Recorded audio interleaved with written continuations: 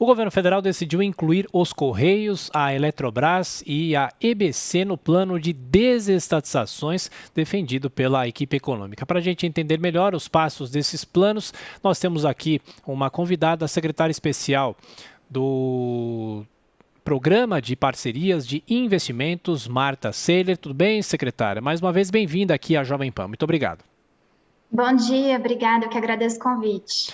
Secretária, a questão da Eletrobras já é há muito tempo discutida, já há alguns anos vem sendo discutida, o Congresso Nacional, inclusive, já deu início a essa discussão. E agora, em relação aos Correios, que é uma discussão antiga, e também a própria EBC, qual que é a expectativa para que essas empresas sejam efetivamente repassadas e deixem de ser da alçada do governo federal? Bom, ontem nós tivemos uma reunião do Conselho do Programa de Parcerias de Investimentos, então o ministro Guedes da Economia pilota esse conselho e todos votaram de forma unânime para incluir no Programa Nacional de Desestatizações tanto os Correios como a EBC de comunicação quanto a Eletrobras. Então foi um avanço, nós já vínhamos discutindo questões relativas aos marcos legais tanto da Eletrobras quanto dos Correios, com a MP da Eletrobras, que já foi encaminhada ao Congresso, e o PL dos Correios, mas nós precisávamos ter essa formalização do Conselho de Ministros para dar início a algumas etapas de estudos. Então, no caso da Eletrobras, nós já estamos em fase aí de contratação de consultoria especializada para os detalhes de como vai se dar a capitalização, com apoio aí do BNDES.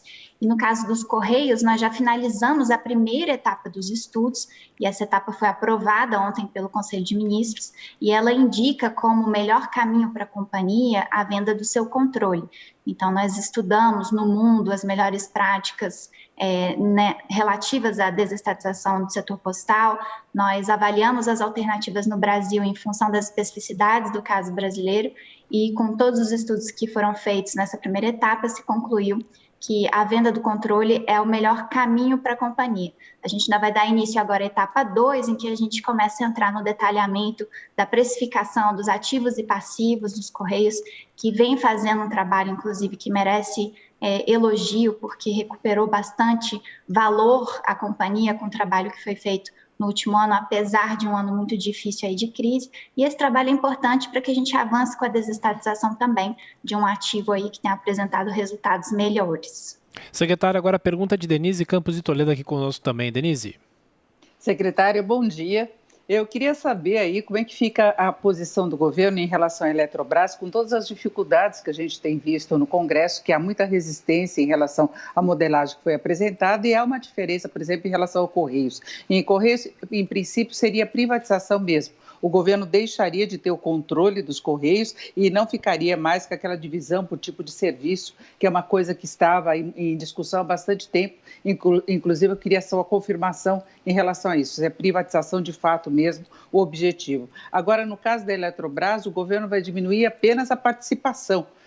Qual seria a receptividade do mercado em relação a isso? A Eletrobras continuar e qual a importância de o governo continuar tendo também uma participação ainda relevante na estatal?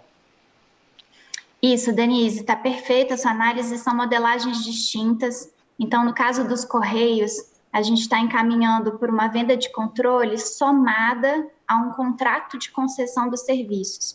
Por que isso é importante? Porque o objetivo da privatização dos Correios não é vender os ativos e não ter mais a companhia operando ou não ter mais o olhar do governo federal sobre os serviços que são prestados.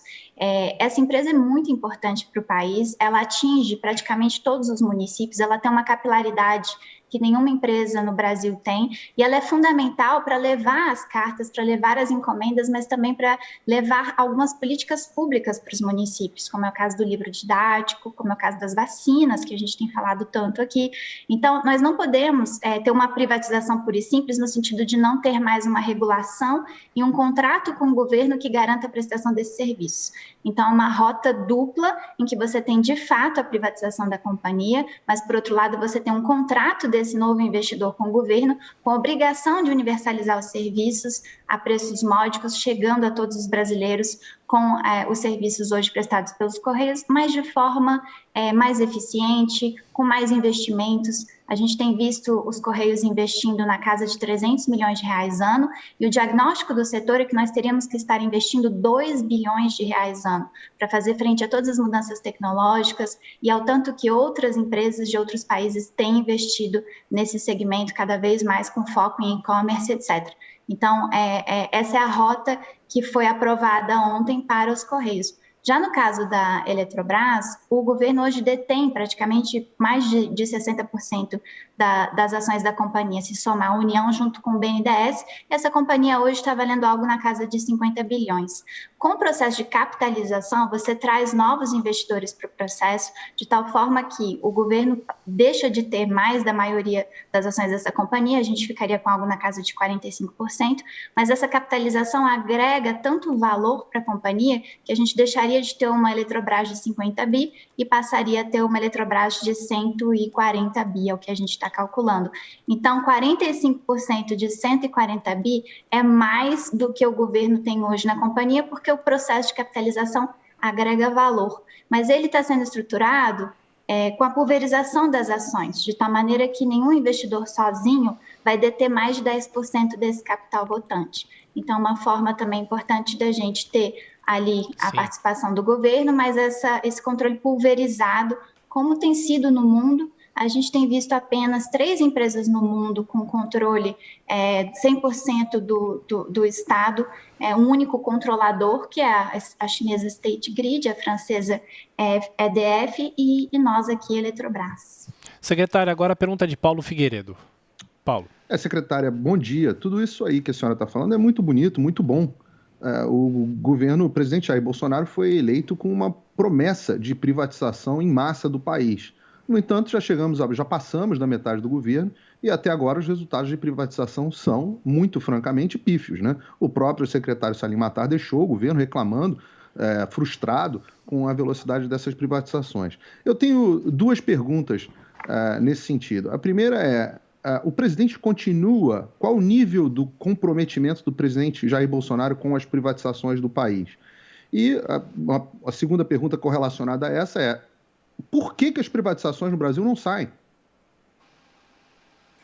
Ontem nós tivemos essa reunião do Conselho de Ministros para deliberar sobre a privatização dessas 3 empresas, e o presidente Bolsonaro não só esteve presente, como esteve presente durante toda a reunião do PND.